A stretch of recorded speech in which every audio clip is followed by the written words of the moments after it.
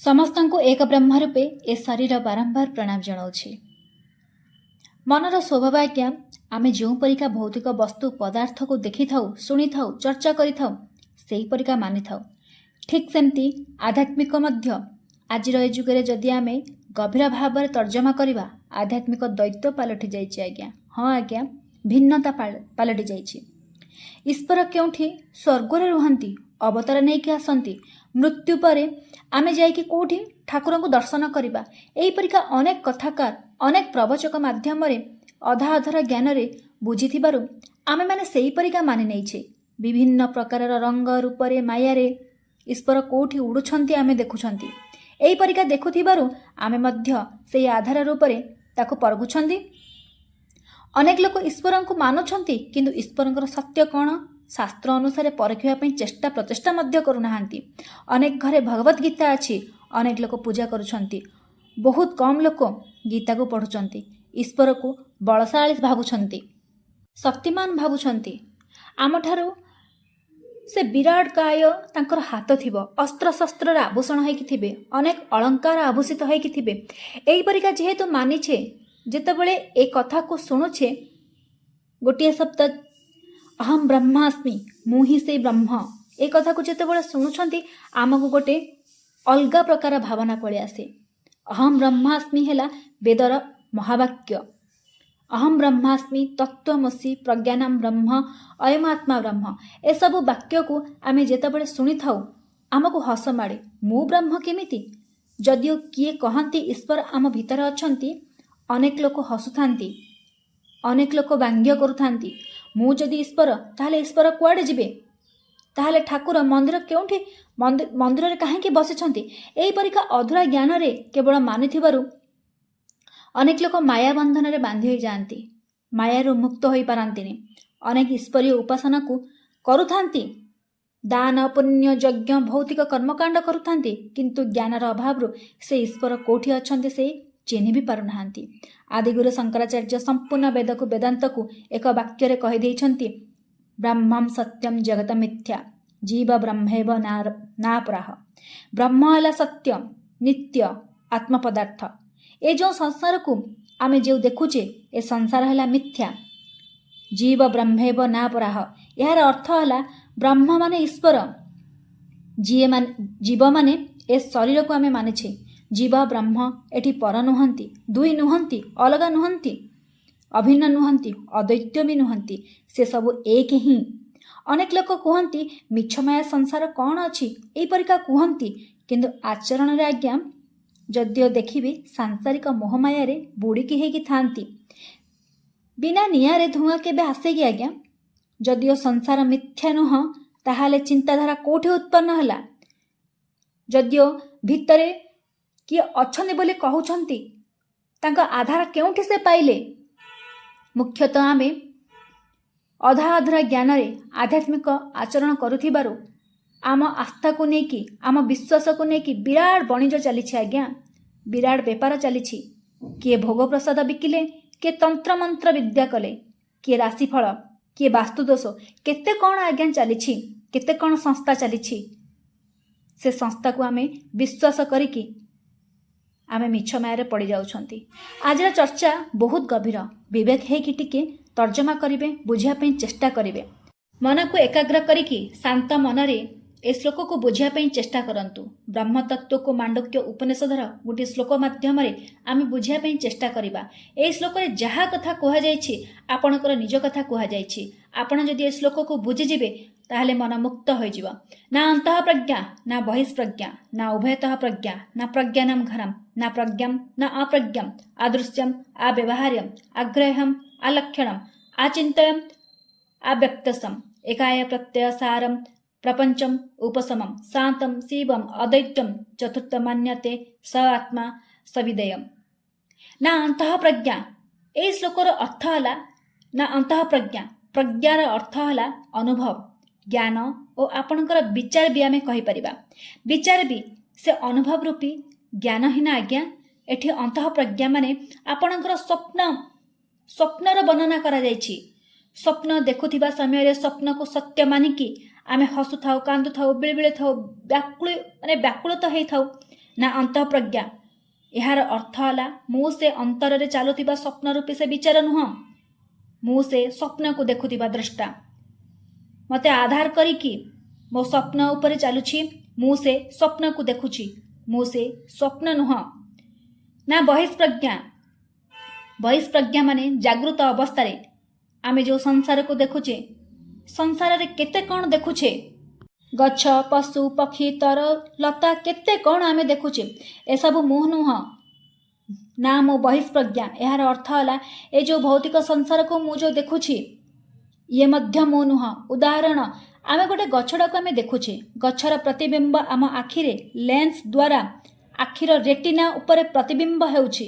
Retina ସାଙ୍ଗରେ neuron ମାଇଣ୍ଡର କିଛି connected ଅଛି।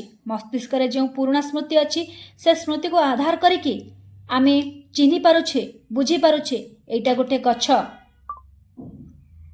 ଯେଉଁ ଗଛ ବାହାରେ ଅଛି ତାକୁ ଆମେ କେଉଁଠି ଆମେ ଦେଖୁଛେ, ଆମେ ଭିତରେ ଦେଖୁଛେ, ମନ ଭିତରେ ଦେଖୁଛେ।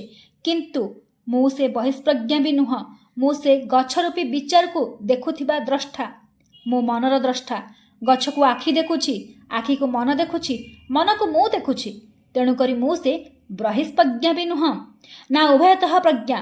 ନା ଉଭୟତଃ ପ୍ରଜ୍ଞାର ଅର୍ଥ ହେଲା ବେଳେବେଳେ ଆମେ ଅଧା ଅଧୁରା ନିଦରେ ଶୋଇଥାଉ, ଚେଇଁ ହୋଇକି ଶୋଇଥାଉ। ଆମେ ନିଦ୍ରା ଅବସ୍ଥାରେ ଥାଉ ଆଉ ଜାଗୃତ ଅବସ୍ଥାରେ ମଧ୍ୟ ଥାଉ। ମୁଁ ସେ ସ୍ଥିତି ମଧ୍ୟ ନୁହଁ, ମୁଁ ତାକୁ ଦେଖୁଥିବା ଦ୍ରଷ୍ଟା। ନା ପ୍ରଜ୍ଞାନମ୍ ଘନମ୍। ନା ପ୍ରଜ୍ଞାନମ୍ ଘନର ଅର୍ଥ ହେଲା ଗାଢ଼ ନିଦ୍ରା ଅବସ୍ଥା, ସୁସୁପ୍ତି ଅବସ୍ଥା, ଯେଉଁଟାକୁ ଆମେ ଇଂଲିଶରେ କୁହନ୍ତି ଡିପ୍ ସ୍ଲିପ୍।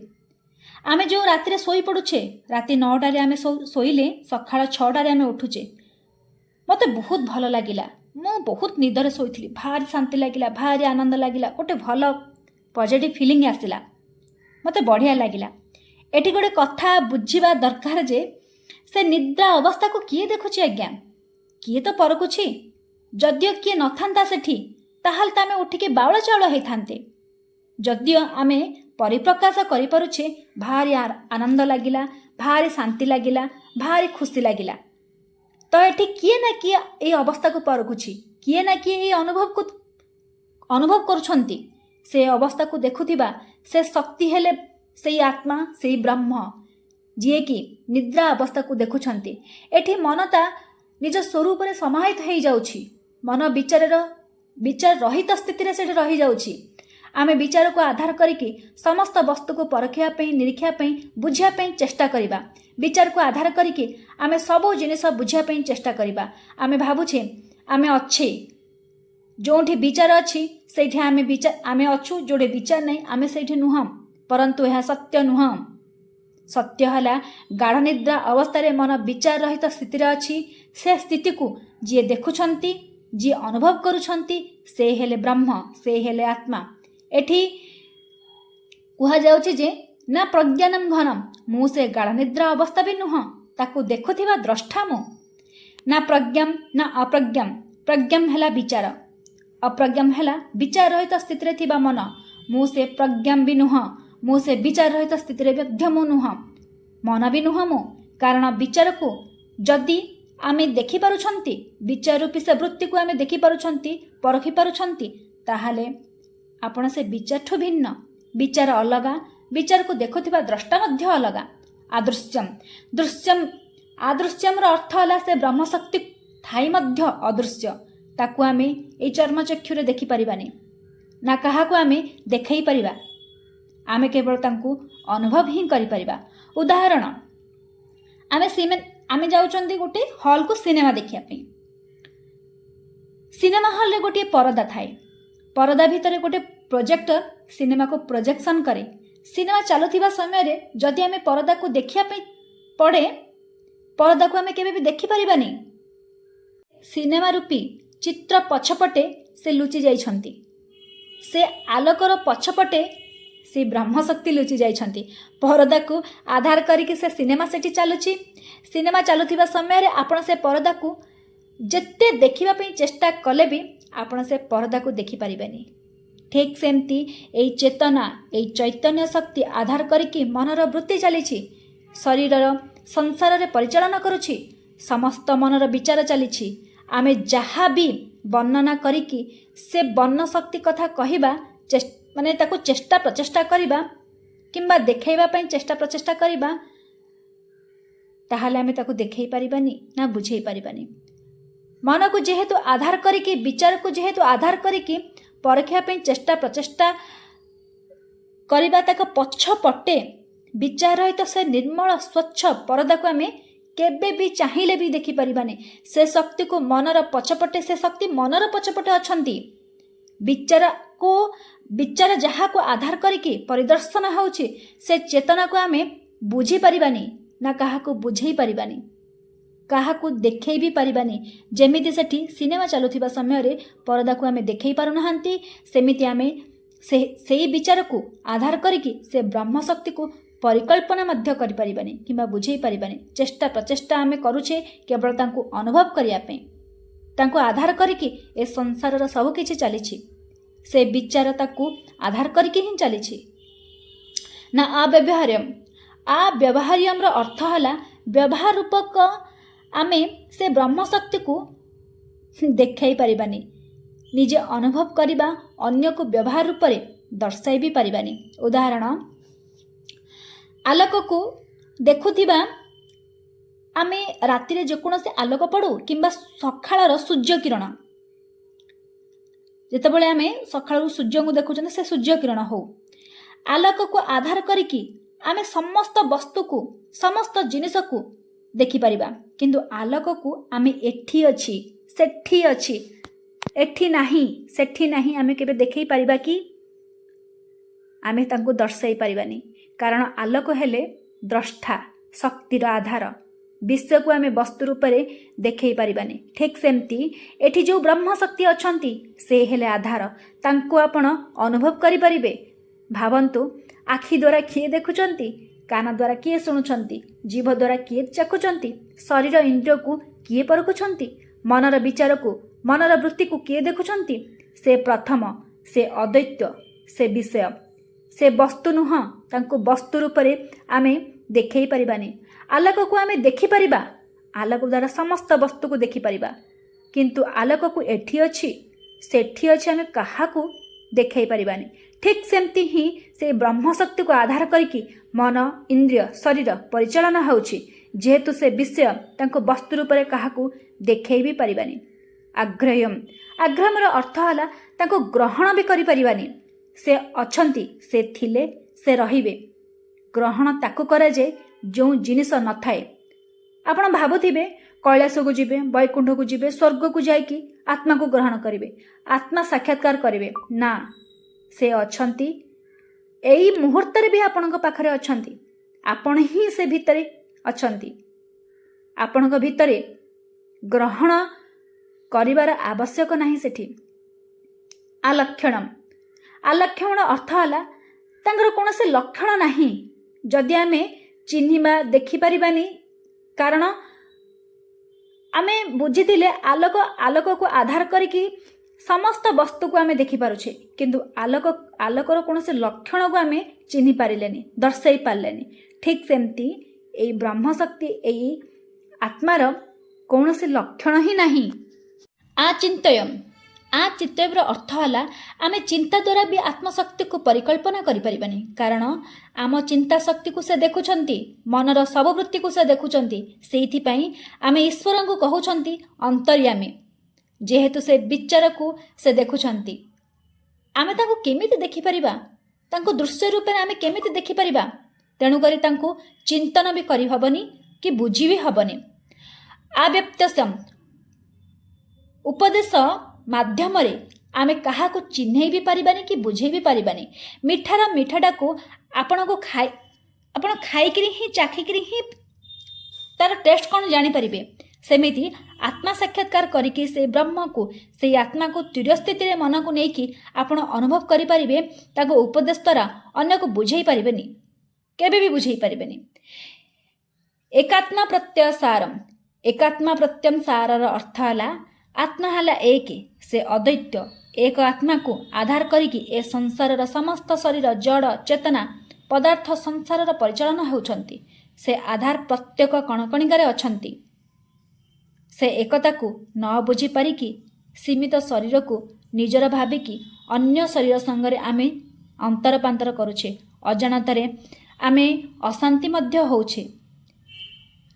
ଯେପରିକା ଗୋଟିଏ ସମୁଦ୍ରରେ କେଉଁଠି ବଡ଼ ଲହରୀ ଉଠୁଛି, କେଉଁଠି ଛୋଟ ଲହରୀ ଉଠୁଛି, କେଉଁଠି ପାଣି ଫୋଟକା ଉଠୁଛି, କେଉଁଠି ଫେଣ ମଧ୍ୟ ଦେଖାଯାଉଛି। ଏସବୁ କ'ଣ? ଏସବୁ ପାଣି ହିଁ। କେଉଁଠି ବଡ଼ ଲହରୀ ଉପରେ, କେଉଁଠି ଛୋଟ ଲହରୀ ଉପରେ। ପାଣି ବିନା ଲହରୀର ସ୍ୱରୂପ ଅଛି କି? ନାହିଁ। ପାଣି ବିନା ଫୋଟକାର ସ୍ୱଭାବ ଅଛି କି? ନାହିଁ। ଯେମିତି ପାଣି ହିଁ ରଙ୍ଗ ରୂପ ନେଇକି ରହିଛି, ସେହିପରିକା ସେ ବ୍ରହ୍ମଶକ୍ତି ହେଲେ ଏକ। ସେଇ ଏକ ଶକ୍ତିକୁ ଆଧାର କରିକି ଆମେ ସମସ୍ତେ ସେଇ ଏକ ଶକ୍ତିକୁ ବାନ୍ଧି ହେଇକି ଅଛନ୍ତି।